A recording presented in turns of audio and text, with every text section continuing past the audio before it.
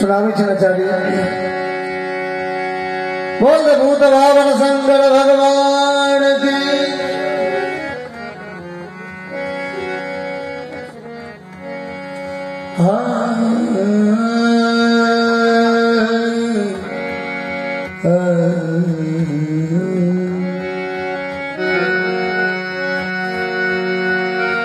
कहूँ की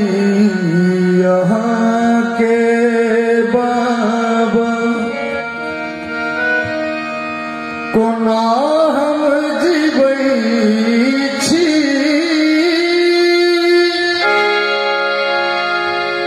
जन्म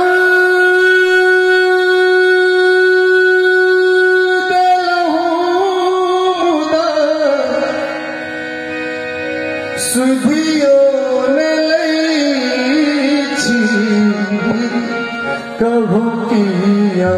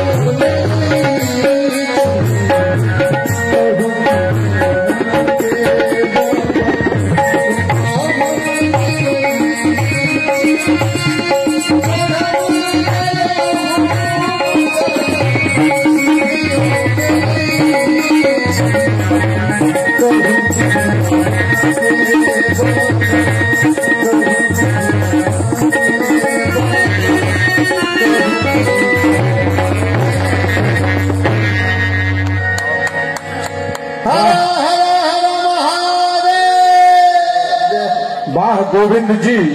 जहिना लिखै छी तहिना गबै छी जहिना लिखै छी तहिना गबै छी अहाँ के झूठ लागत मुदा हम सच कहै छी। और आमंत्रित करै छी अब हम ओहि सुंदर सन कलाकार के युवा दिल के घर